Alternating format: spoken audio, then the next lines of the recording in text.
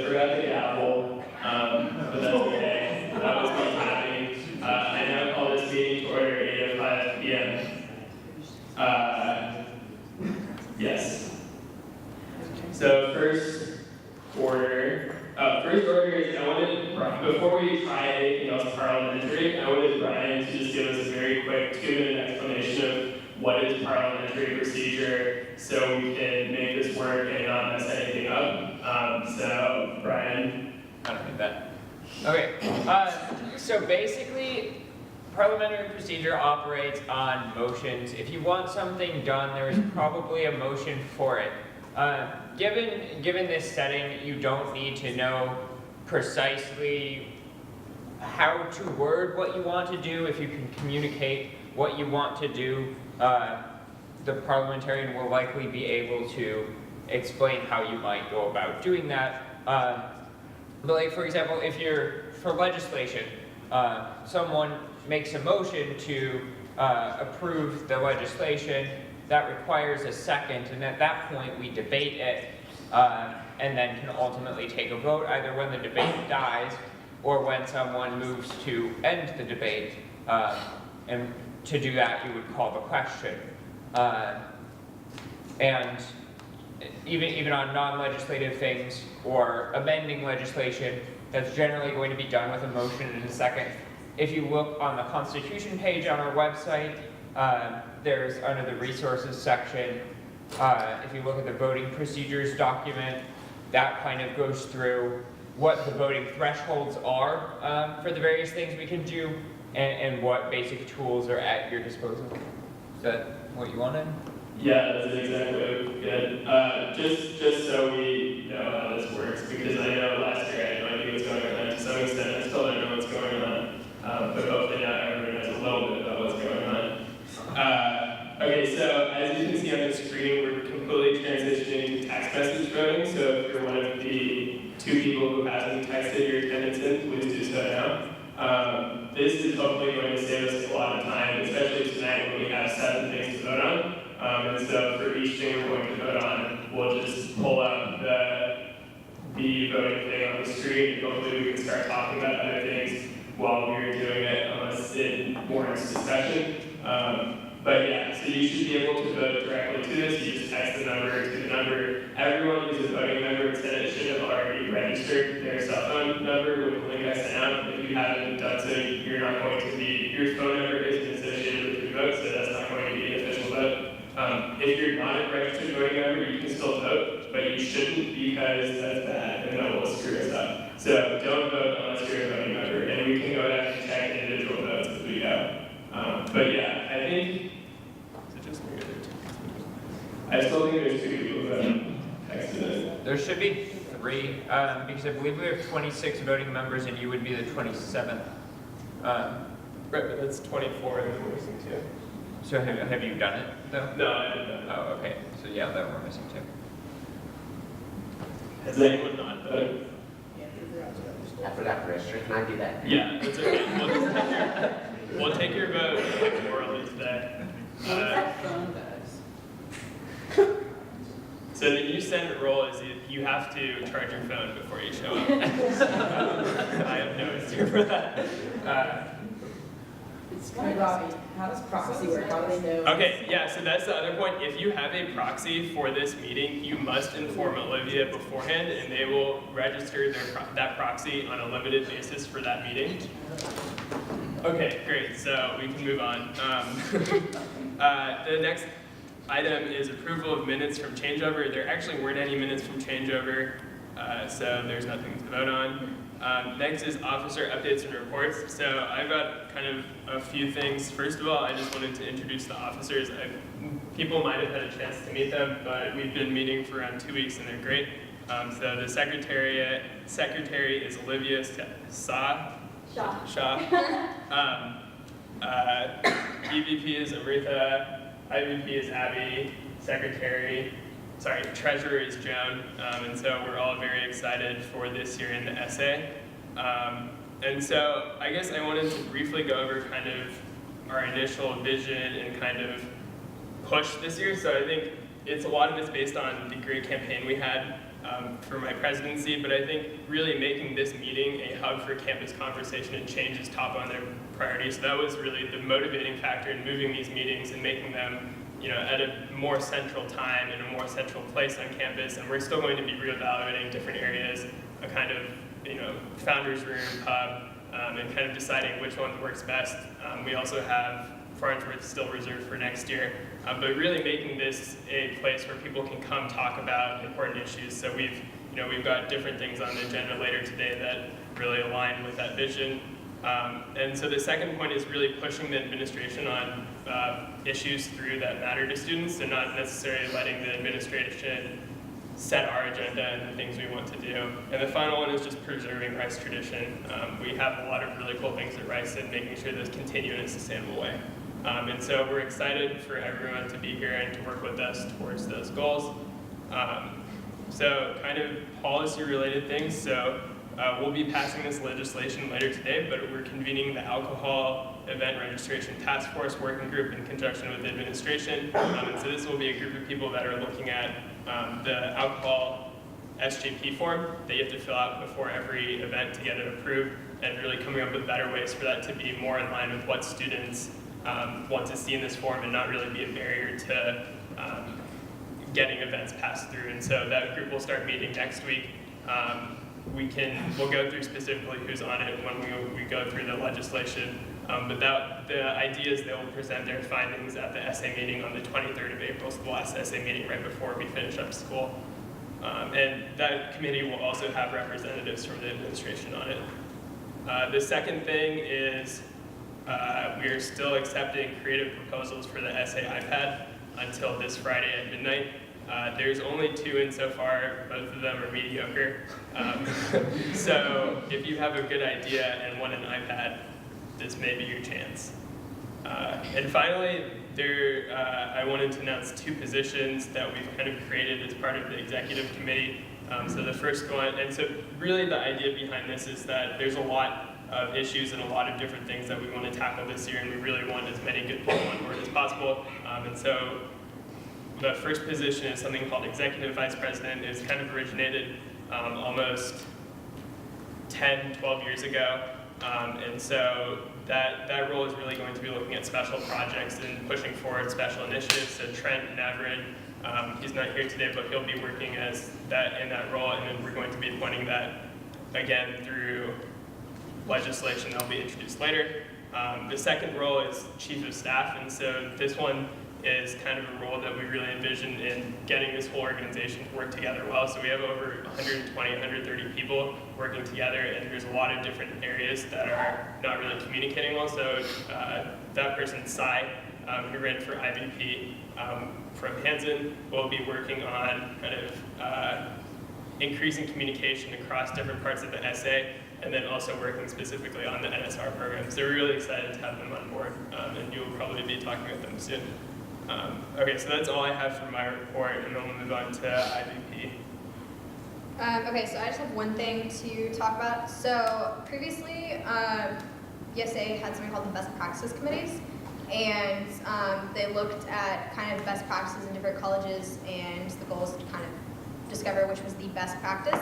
However, after like 3 or 4 years I think they've been around of doing that, they've kind of served mostly as a data collection bank, and very little, we think, has been done with them. So this year we're changing those to be the student initiatives. So any student who has an idea about something to change on campus can apply to be one of the student initiative project leaders, and all the applications for committees and things are going out Monday.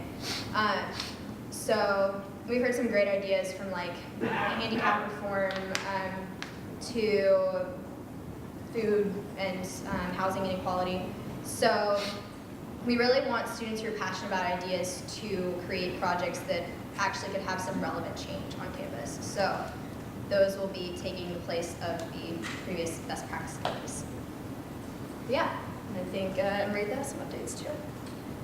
Yes, so basically I'll just be talking about 2 specific petitions that are going around right now. So the first one is the CSES petition, and this petition is in support of environmental initiatives and saving the Center for the Study of Environment and the Society. and so it's referred to as CSES. And it has supported grassroots student environmental groups, engaged the larger community through speakers, provided environmental curricula and the environmental sciences major, and nurtured undergraduate research through the RURS Prize and Sustainability Scholar Awards. So this petition does not want the CSES's function to be moved to the Center for Energy and Environmental Research and Human Sciences because of limitations in that society's budgets and structure. So essentially, they just want to save this specific society, and the petition is on the SA website. However, we have encountered some technical difficulties with the link to this petition, and so if you do have a technical difficulties, not that your computer, you're not alone. Some people are able to access it and sign it. We've had a good number of signatures so far, but we're working on getting that resolved just in case you encounter that issue. The second petition has garnered a lot of controversy in the past few weeks. I'm sure you all are aware is the Art Barn petition. So despite the outspoken protests of Rice students, the Department of Visual Arts, and the Houston community, the administration has decided to demolish the Martell Center, which was the original Rice Museum built by the DeMenil family. So today it's known as the Art Barn, and the petition calls to halt the demolition efforts on the Art Barn for a 2-week period, as off-campus donors such as the Brown Foundation consider preserving the building. So a 2-week moratorium on the Art Barn demolition will allow the possibility for the preservation and reclamation of the Art Barn as studios or classrooms for education, experimentation, and collaboration. So this whole petition process was skipped, and the direct response from administration was secured by the SA president. And so we've gotten 2 responses from Kevin Kirby. The first one was on who's the VP for administration. The first response came on Sunday, March 16th, stating that the demolition of the old continuing studies building was scheduled for March 10th. The demolition was put on hold for 2 weeks to explore options for disassembling it and removing it from campus. So we got that response on March 16th. However, on March 20th, 4 days later, we got another response saying that they are finalizing an agreement to disassemble the major elements, which are the roof, the side panels, and the flooring of the old continuing studies building, and place them in a storage unit until a new license and use are determined. And they expect to start this process sometime next week. And that is the latest on the Art Barn. So yeah, that's been an issue that has been of concern to a group of students, and so we're glad that we're able to use our avenues to address it. Next up is this introduction of 7 pieces of legislation. This is a lot, this is not normal, but it all needs to be done, so we will do it. And this is all being introduced so that we can vote on it in 2 weeks, so at the next meeting. So the first piece of legislation, CAA 01, is to permit Senate meetings every other week. This is a pretty blanket piece of legislation just letting us do what we're going to do anyways. And so this will actually have to be a campus-wide referendum. So we'll be sending out a campus-wide voting on this matter to change the one, because we're technically constitutionally mandated to meet every week, but this is kind of legitimizing this change we're making. Yes, okay, any thoughts on that? Great. Next, the next piece of legislation, so I'll introduce both of these at the same time because they're essentially the same thing. They're creating new rules that we can, so these are constitutional Class B amendments, so they don't need to be passed against the entire student body, but we can just vote on them as Senate. So the first one creates the executive vice president role, the third one creates the chief of staff role, and those are appointed through the director's process. Yes, Brian? I have a question about the chief of staff and how that relates to the IVP. So it is like, it seems to be a lot of overlap with the IVP, and I'm wondering like how that's supposed to work. Yeah, I mean the idea is that the IVP is probably managing somewhere on the order of 60 to 80 people at this point, and that's just unmanageable in terms of one person keeping track of all that, especially with the NSRs. I think anybody who's been in NSR in the past couple of years can vouch to the fact that there's not a lot of hands-on time with from the exec board on directing them. So the idea is really to have another hand on deck and ensuring that programs really pushed to its max, and then also so that we're engaging in keeping those NSRs on in other roles in the SA after their first year. So then this person would basically report directly to the IVP? Yes.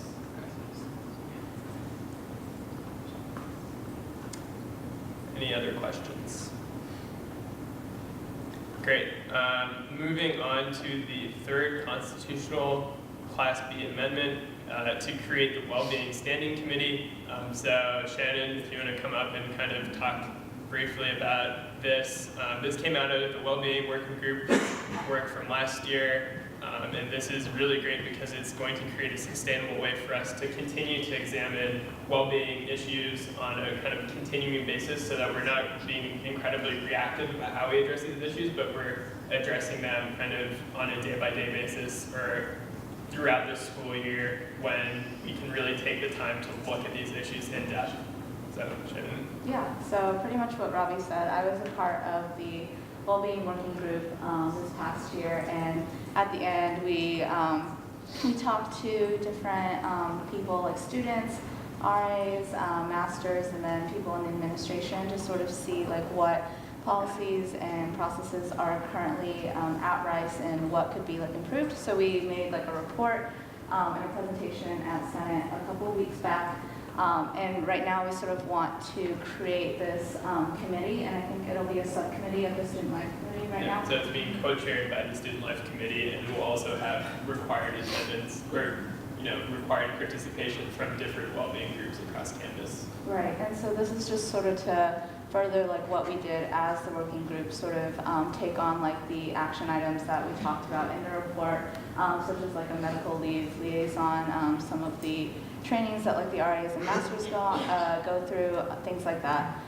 So in addition to sort of taking on these action items that we recommended, just also fostering more discussion about well-being on Rice's campus, and pulling together like different groups that are sort of focused on that, such as like Active Minds or the RHAs.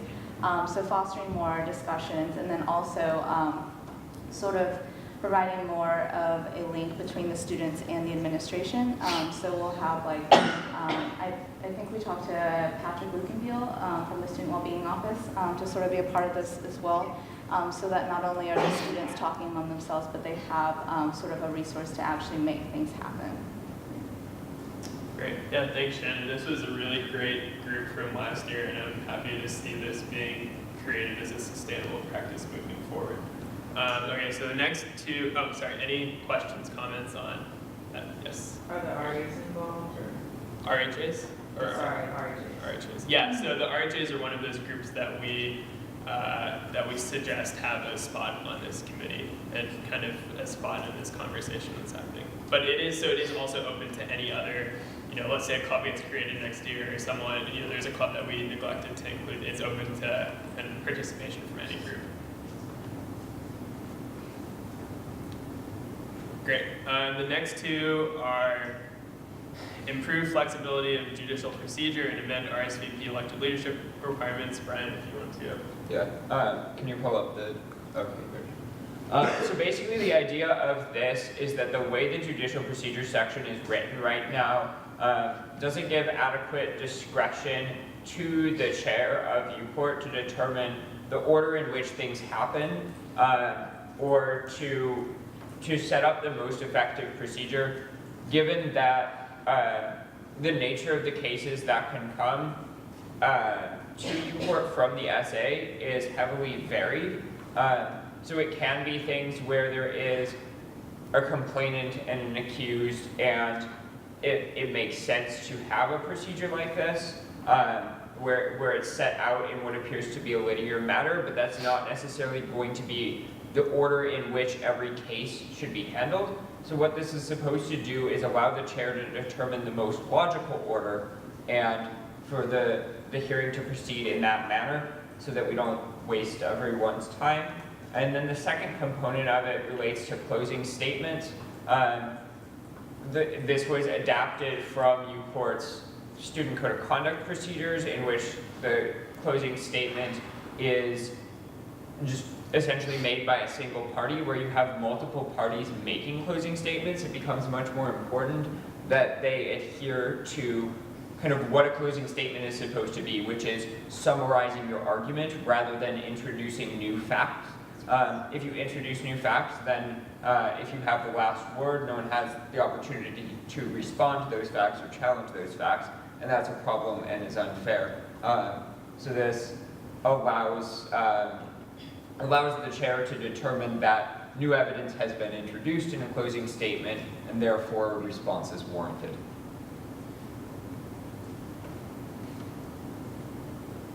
Any questions? In general, for like making the decisions, it would be solely the chair that would be making that. I mean, it's something that's more procedural, so. Yes, everything, all procedural decisions are fundamentally at the discretion of the chair. But that's why when you appeal, your grounds for appeal are that there was a procedural violation, so that can later be overruled by the Senate if appropriate. We move on to amend RSVP elected leadership requirements. Yeah, this is super straightforward. Basically, blanket text organizations are required to either have their president or representatives elected by the SA, and RSVP previously had all of its officers elected by the SA and no longer wants to do that. They have the right to no longer do that, so this is just making that change for them.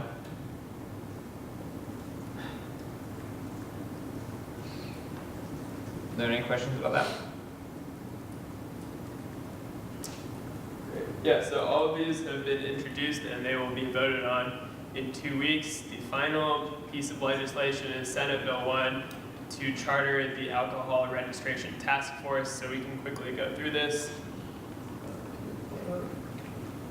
So basically the idea here, and I think I kind of explained this, is that there have been a lot of problems, a lot of complaints about how the alcohol registration form can't be used in all situations. Another important point to take in mind here is that SJP recently started requiring any event happening at a pub, even those not purchasing alcohol, to register as a SJP event, since there is the possibility of alcohol being registered. And so there's a couple of issues surrounding how can we use these event registration forms. There's a lot of anecdotal evidence of students really getting in bad situations because of the forms, and also bad situations of SJP's kind of response and requirements for punishments of students. And so we want to make sure that with any change, we want to make sure that we're making changes and that both students and SJP are at the table and making these, making a new registration system. And so basically this is creating a working group.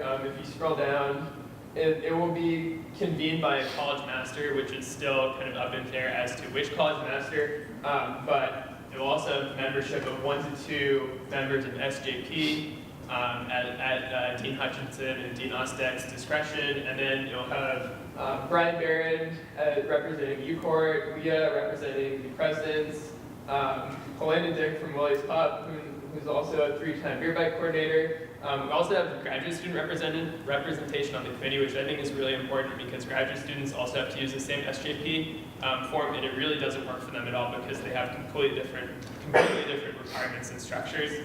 So the current GSA parliamentarian, past EVP, will be serving on it, and then Drayden Thomas from Duncan, who was the past vice president. And so that committee of 5 plus 2 plus 1 will start meeting sometime next week, and the idea is that they'll be able to make recommendations by the 4/23 meeting of the Senate, and it will be finished at that point. But should it be deemed necessary to continue on during the next year, we reserve the right to kind of reconvene that task force. But after talking with Dean Hutchinson and Dean Ostek, it really seems that they're happy. We're pushing forward on this, and they're really excited to implement kind of the changes that come out of this committee over the summer. So hopefully this is something that will make everyone's lives a little bit easier. So that being said, are there any questions about the task force legislation? What do you see as the process of choosing which master to spearhead? Right, so I talked with this over with Dean Hutchinson a little bit. So I'm meeting with Bridget, who's kind of the convener of the Masters Committee, and we'll be talking to M&P Monday next week, and we'll also kind of go through and figure out which master would be most appropriate for this. But I think based on our conversations, it seems that a lot of masters also kind of have some concerns about how this process works as well. So, yes. Any other questions? So, given that this committee really needs to start meeting quickly, I am wondering if anybody would like to move to declare this Senate bill time sensitive and waive our prior notice requirements so that we can vote on it today and pass it today by Senate. I move to do that. Is there a second? Second. Okay, and so we are going to go ahead and vote on this. This must be unanimous.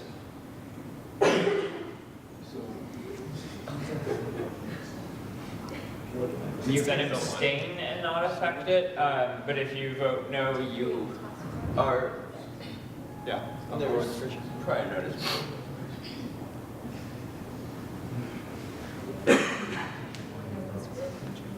Yeah.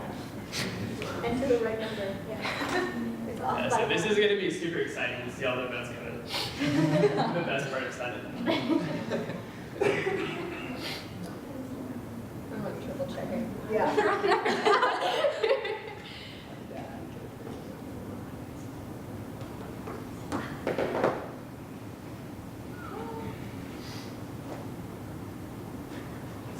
Is there a way to make the numbers like further apart so that you don't typo?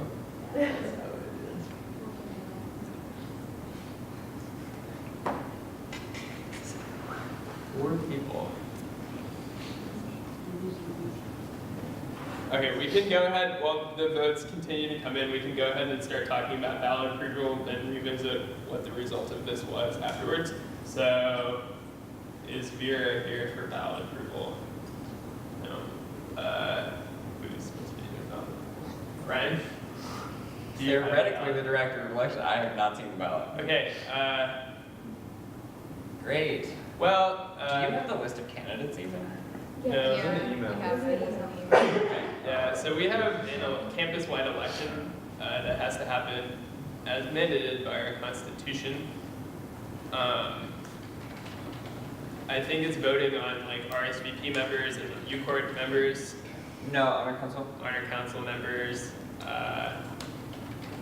There's like 5 people on the ballot. Everything's uncontested. Everything's uncontested. But if you want to write in for honor Anastasia, council, you can get a spot with 2% of the vote. yes.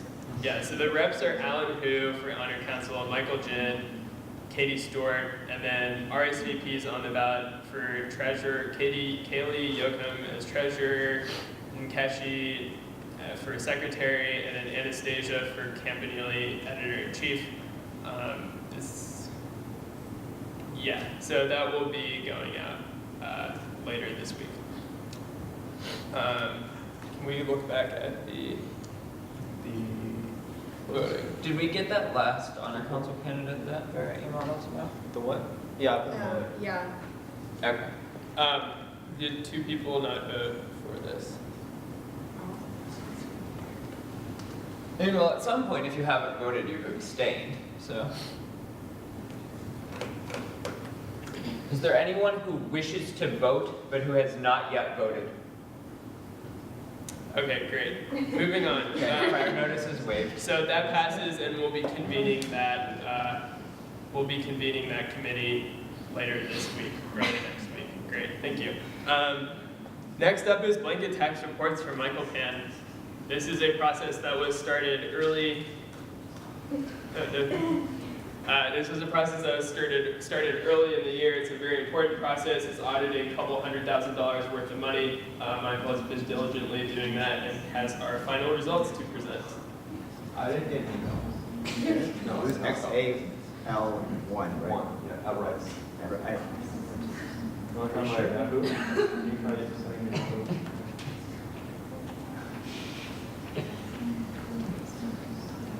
Do we have, oh, Joan, do you want to talk about the contingency committee? Sure, okay, so we're trying to put together a contingency committee, and this committee is going to review the blanket tax process as well as the results of the Honor Council's blanket tax evaluation.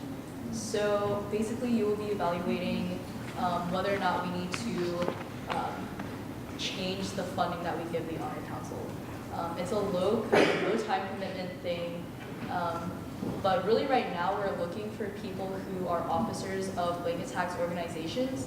So if you have friends who are officers of organizations like K-True, RPC, that sort of thing, please encourage them to be on this committee. We need just 3 officers to make the committee. Isn't it 2 officers? 2. 2 officers Yeah, and 2 3 at organization large. officers, sorry, and 3 at large. The at large is more taken care of. We just need 2. And note that if you're a member of the Senate, an officer of the SA, or an officer of the Honor Council, you can't be on the committee. Or actually a member of the Honor Council, period, I think. So as Michael will tell you, this is actually very important.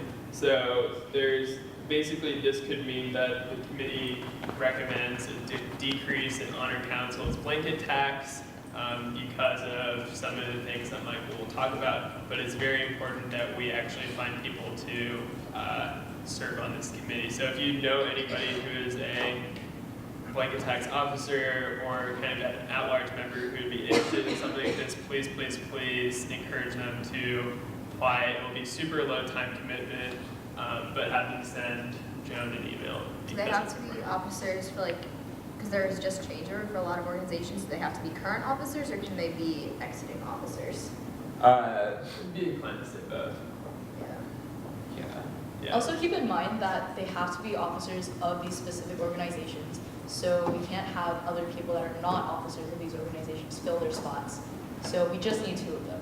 Please encourage them to join the committee. Great. All right, for the sake of time, I'm gonna summarize each blanket tax organization report in 2 words, basically good standing or contingency committee. And obviously you guys already know the answer to most of it, but just go on with the SA first. So the Student Association gets $2.45 from every single student. We found them in good standing because the Student Association was using up all of its blanket tax money, which was around $9,000 at the time, on student activities such as basically promoting the SA training, reaching out to the greater student body as well as a government. And that's basically it for good standing. RPC, you guys all know RPC, they hold all sorts of events. This year they actually upped it with having Rondelay back again, and they also have to do night owl antics at the same time. So they're actually running a deficit currently, and the thing is they might actually be applying for more blanket tax money next year, so that's something you can watch out for them. RPC Beer Bike. So, I mean, Beer Bike's coming up this weekend. We all know this is one big event that almost every single Rice student really loves and goes to all the time. The attendance is great, but they do have to pay for things like EMS, RUPD, all the food that we eat for free. So they have rollover of $25,000, but we think that's okay because for bike track renovations, it actually costs over $10,000 easily, and they actually have to do that soon because the tracks are looking okay right now. And they're actually looking for new food outlets as well. Last year, I know there was a lot of trouble with having just pizza there for everybody and having more food trucks basically come out there. So they're changing it up a bit this year, and they're having the new parade system as well. So we're only going to be having the balloon fight at Founders Court. We're not going to the IM Fields at all. We have a parade to the Founders Court, have the balloon fight there, and then go right to the Rice tracks right after that. With Thresher, this is going to be very similar to Thresher and the Campanile. So basically, they have to produce something.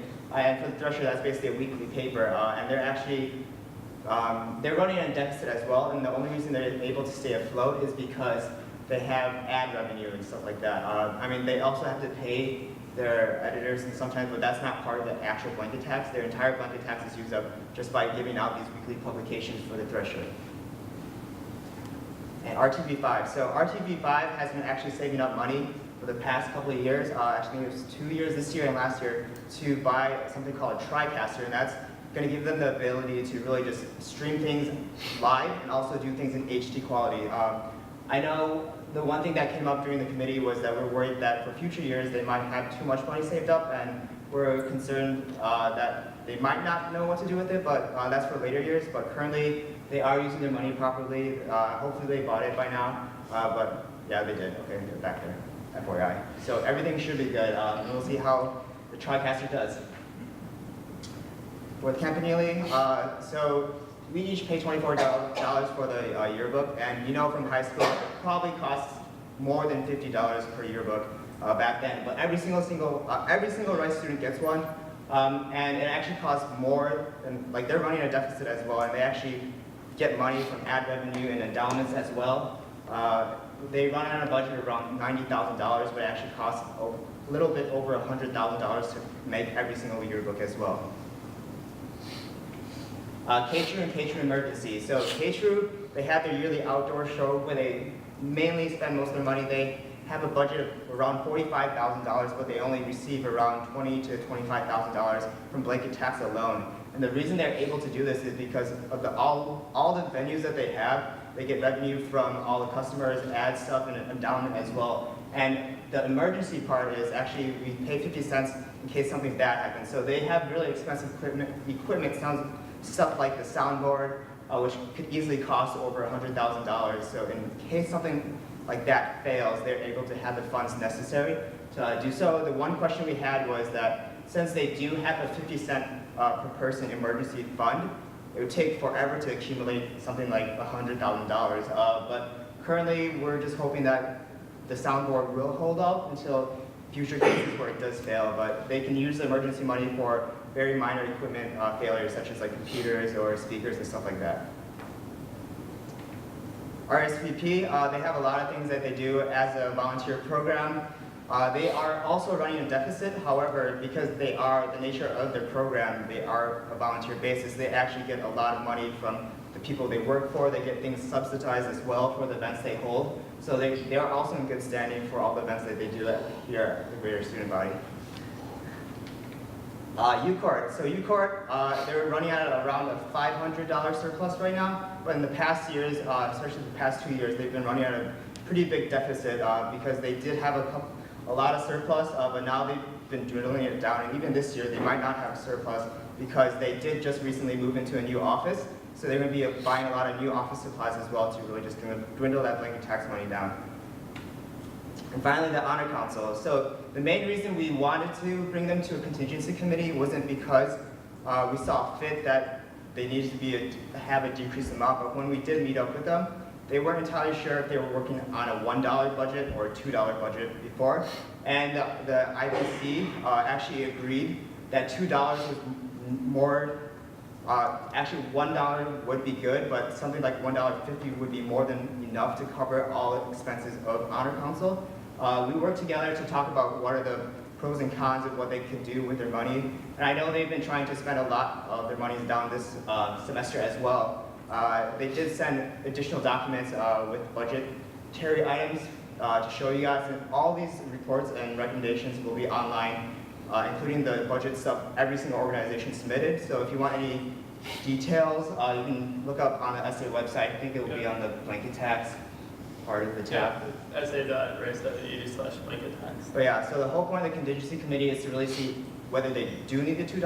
I mean, although we do agree, and they did agree as well, that $1.50, maybe $1.25 would be good for them, but that doesn't mean we have to decrease it at all. And in the end, it's up to the campus. We can't really change their amount internally at all. And that's basically it. I think one concern was like their changeover dinner that was the contingency committee referral, if you look at the report, was made. The primary reason the committee referred to a contingency committee was to evaluate the extent of the surplus and whether a lower amount would meet the financial need. But there was a secondary reason, and that was that the changeover dinner expense appeared to not necessarily be appropriate because it worked out to something like $40 per person. So you guys have any questions or concerns? Well, my email is mp25, so if you have any questions or concerns on this year's blanket tax reports, feel free to email me. And like I said, all of them are online on the SA website. They should be soon. So all this data is public. all the reports and everything, so feel free to read them and tell anybody about it. If you disagree or anything, you can email me and I'll tell you something else. But that's basically it. Thank you, everyone. Thank you, Michael. This is a really important thing. Every student pays almost, I think it's like $100 plus of money into this, so it's important that we make sure people are spending our money correctly.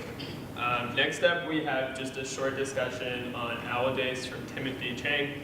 So I invited Timothy because I know in the past Owl Days has been a topic that kind of bubbles up through different avenues, and just so we can get a kind of update on what's happening for Owl Days and how the colleges will be involved. So thanks, Timothy, for coming.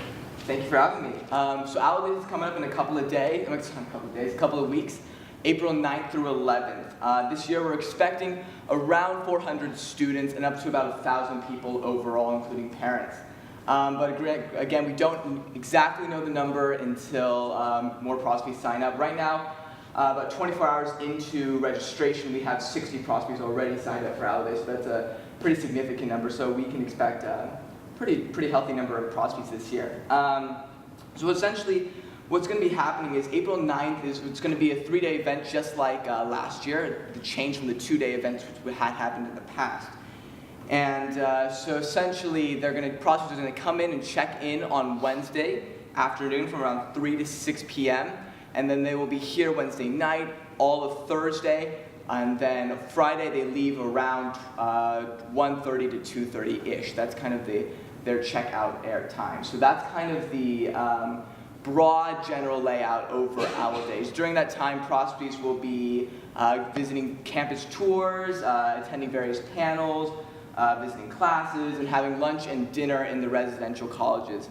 Now, I know that one of the concerns every year is how this impacts current students during Owl Days, and we've been working very hard to make sure that we mitigate any chances of occupying spaces that we don't need to be occupying. So we're very conscientious of all our room reservations to make sure that the places that we're occupying we're actually going to be using rather than just reserving rooms and just not using them, which has been an issue in the past, I know. Also, we have several outreach methods for student organizations and activities to get involved with prospective students. We have a student club fair, which is on Friday afternoon from 12:15 to 1:15, and that's we have about a little bit more than 60 organizations signed up for that fair right now, so that's a big event for student organizations. The other one is each evening, Wednesday night and Thursday night, is also another opportunity for different clubs and organizations to get involved with their activities and hosting their activities. And all those things are being relayed through me right now, and I'm hoping to make that as accessible and as varied as possible compared to previous years. But I was just wondering if you have any questions about Owl Days, any concerns that you guys might have that I can address. If anyone has any questions or concerns.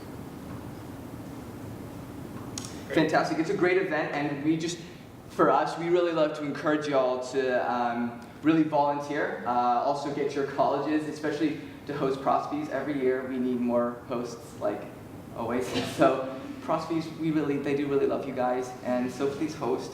And then also participate in we have something called a college liaison program that will be working with each of the college governments, and that's another way of us outreaching to the college governments. And they're going to be planning events with at each college, and so just get involved in those kinds of events as well. Prospective students really love meeting current students and hanging out with them, and that's one of the things that they always talk about when they enjoy Owl Day. So that's that. Thanks, guys. When will the college liaison?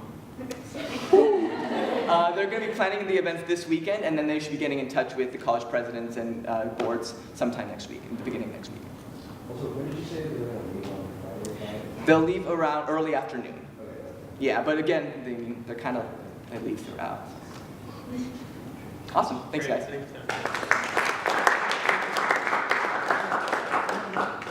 so the final thing on our agenda is discussion on EMS, IC on-campus housing. So we have Patrick McCarthy, the EMS captain, here tonight. So Patrick approached me with this proposal, and we've discussed it both with the presidents and senators, but I wanted Patrick to come and kind of present the proposal. I know that there are some people with kind of some different viewpoints, but I think this will be a good chance to discuss this and think about our next steps with this. moving forward with it or not. So, Patrick, thank you. Thank you. Like Roy said, Patrick McCarthy, I'm a Baker College senior. I'm the Rice EMS captain. I hold the highest student position within the organization. Just a little bit of, I'm going to use some terms. There's in charge. Basically, we are the leaders of Rice EMS. We're all students. We're all volunteers. Each in charge is the leader of a medical call if it happens on campus. And then we're also assigned a functional administrative area of the organization, whether it be helping to schedule and cover special events or CPR classes, coordinating our supplies, any of these areas, you get assigned a functional area and you're in charge of it. The proposal I'd like to talk to you guys about is getting in charges on campus housing. Each year we're faced with a difficult struggle to try and get these campus personnel to live on campus through the colleges. We've tried working with colleges in the past through constitutional amendments, working with the masters, the rooming committees. We've run into a lot of different problems with colleges' opinion on this, and also how to do it with the different room jack systems that exist. So it was actually suggested at one of the recent meetings with the colleges to bring this to the SA and try and get a campus-wide proposal pushed through. The main reason we want this is for campus safety. At any time, Rice EMS might be responding to one call, and there might be multiple patients. It might be a call which requires more resources than we have staff on duty at that time, or there may be more than one call occurring at any point. In this instance, the in-charge on scene has two options. They can request additional assistance, which any of the in-charges, two of which are back here, Molly, who actually is captain after me, and Ibrahim, who is training to become the senior lieutenant in second in command. All of us receive each call on our cell phones. So at any point, if we get a page saying additional assistance is needed, you're pretty much required to go to that call if you're in charge. This has happened multiple times in the past. Usually we average anywhere between 2 and 4 a month where this happens. And then it's kind of a difficult thing to account for, to keep track of statistics-wise. But there's also instances where people just walk by on scene because they get the page on their phone, they want to check in, and then they end up helping out at the scene as well. It's also important for us to stay on campus to keep our response times down. Currently, we have 6 in-charges, and we average about 5 24-hour shifts a month. So 24 hours consecutively, we need to be on duty, ready to respond to calls at any point. We find it difficult to ask members to join an organization in this position if we're saying, well, you may have to live off campus. And if you live off campus, you have to be able to respond, in this set area which we have within under 5 minutes. We average a 5-minute response time from the time we get the page to your doorstep, wherever you are, and start treating you. Houston Fire Department averages about 15 minutes, and that's if we call them. So we're calling them. We have an RUPD officer staged at the entrance to bring them to your door. In the past, people have called 911 separately. HFD gets lost on campus. They don't know our buildings. They don't know our roads. Response times can be anywhere between 20 and 30 minutes. Obviously, you can think if you have a grandmother visiting, or a child, or a brother or sister come on campus and they start, pick up an acorn, they choke on it, your grandfather has a heart attack, you can have us there within 5 minutes, or you can have HFD show up in 20. So that's our primary concern. Another thing, which I don't want to emphasize too much, but it is something I want to bring up, is that it is an incentive for us to offer this to our in-charges, or to our applicants. Like I mentioned earlier, it's tough for us to say, well, we need you to be on duty anywhere between 5 to 6 times a month, but you have to be on campus, so we can't guarantee you housing though. One of the issues people have brought to our attention is the EMS room we have at Duncan College. This is an option for the in-charge to stay at. However, we do have other members who are on duty. We have 2 duty crew, up to 2 duty crew, and we have in the spring semester in-charge trainees. And at any time, you can only have 1 gender in the EMS room. So this can create issues for the in-charges if we're asking them to live there 5 times a month. You guys have any questions? Yes, sir. The in-charges typically juniors, seniors, or can you just give us a brief? The typical pattern is they apply in their sophomore year in November, and they begin their training spring semester of their sophomore year. So they are cleared usually sometime over the summer, and they are in charges for their junior or senior year. Currently, we actually have a freshman who's doing this training. This has happened in the past. It's not entirely uncommon. And he will have the option of being in charge for sophomore, junior, and senior year. Yes, ma'am. You said there were, you have this year 6 in charge. I mean, I don't know if you know this, but what would the odds be that multiple of them would be from more than one college? Because that could possibly be one of the reasons. Because if it's only one person, at half of the colleges, I don't see that as a big issue to ask people. But if 4 of them, say, are from the same college, Right. that could pose a housing problem. Currently, we have 3 in-charges at Baker, and we have 2 in-charges and 1 trainee at Brown. Next year, there will be only 2, however. Those are kind of outlying cases. Usually, you wouldn't have more than 2. And in those cases, one of which is currently a senior at Brown, so she was able to go through the housing jack no problem. And at Baker, all 3 are seniors, so they were able to go through no problem. We have come up with I think, a pretty decent solution for this. It was talked about to possibly have, for this proposal, which I'll talk with the senators about in the executive committee, guarantee 1 spot at each college if you have an in-charge from your college. And then if you do not have the housing to offer to additional in-charges if they exist in your college, potentially moving them to a college which does have space, and that college could rotate each year as a potential solution to that issue. Yes, sir. I would suggest, I guess, bumping that up to 2, guaranteed. To 2? Yeah, I mean, I guess, I don't know what everyone else's thoughts are, but In the it seems past, like, in the past, like I said, we've gone to each college because you all have different constitutions, you have different housing systems, and we thought it would be better to individually work, to try and make it work for each college, but it seems like we're doing this each year, so we tried to go with a camp solution. Yes, sir. For the record, you noted that earlier that you were recommended in one of your previous meetings with the college governments to come to the SA about it. I just wanted to know, I think it was admirable that you guys were doing that, and I guess trying to work with the colleges on the individual. So thank you for bringing it here, but I also think it's admirable that you're working with individual colleges. Thank you. Yes, ma'am. I was just wondering, you're saying that you want this to be an incentive for more people to apply to be in charges. Is there like a cap on how many people you want to be in charges per year? Like, if everyone suddenly wanted to be in charge because of this, is there a potential to be like 25 in charges a year? Like, what is the structure of that? The most we've ever had is 8. That was 2 or 3 years ago. Typically, we average between 4 and 6. I don't think at any point we would let it grow to more than 10. But typically, we don't get a whole ton of applications to begin with because the position requires a lot of sacrifice and a lot of time to put into it. Yes.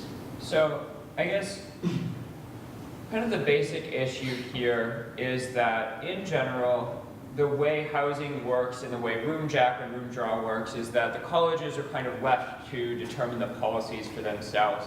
And you noted that one of the reasons that you're not coming to the campus-wide government is because some colleges are resistant to changing their policies to allow this. So it seems that there's some burden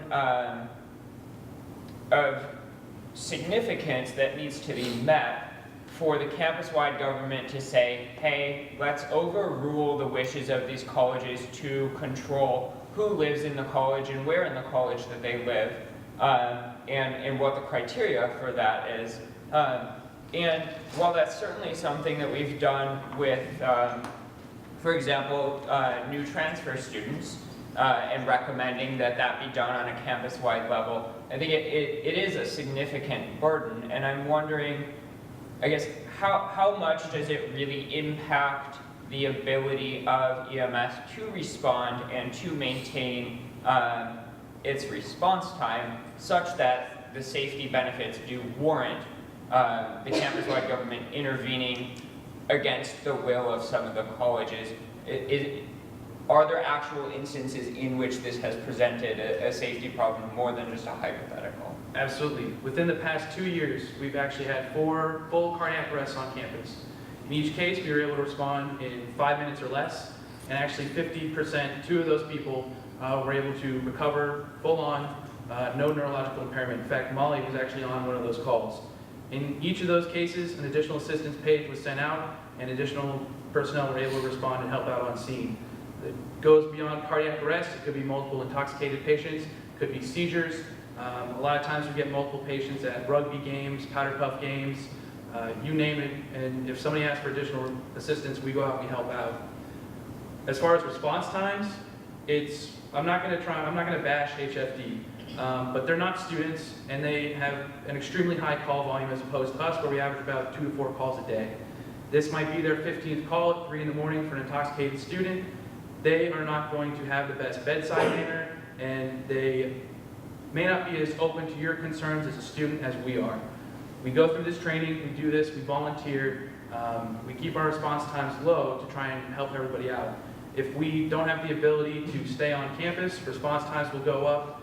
We won't have people applying for in-charge positions, and without the in-charges in EMS, it will just not exist. Yes, ma'am. And so I think it's something in support and in response to Brian of what you're saying is that like Rice is in a unique situation where we don't have off-campus housing provided by Rice that's like very close and that's like right off campus. And so anybody who's looked for housing off campus knows that like all the housing that's like within walking distance or within like maybe a negligible amount of time away, like gets passed down through a very like hierarchical, like Bolsover, for example, like all those houses, like you can't get them unless you know somebody basically. And so I think what you're saying makes a lot of sense. And if you're just kind of doing a general apartment hunt, you're gonna be at least a 5-minute drive away from Rice. And so it's not really an option to just kind of like move like a negligible amount away, really. Just over time, that's not like sustainable for EMS people. So I think that's something to consider versus other universities.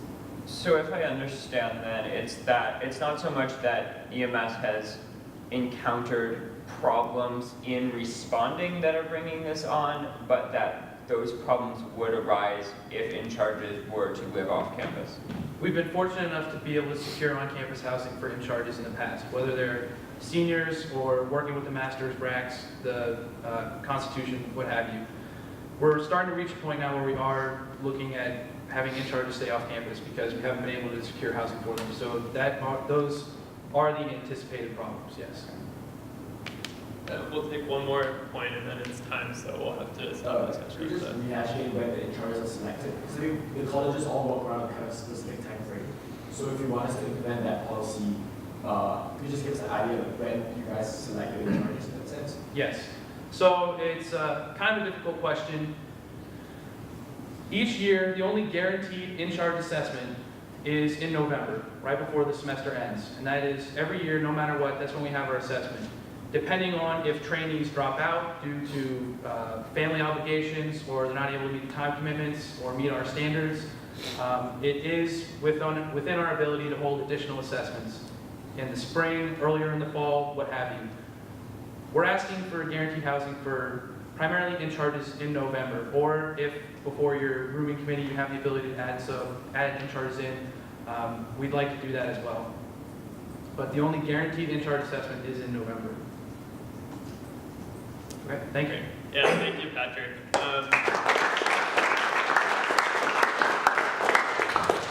So moving forward on this, then Baker, Senator, will be working to draft some legislation.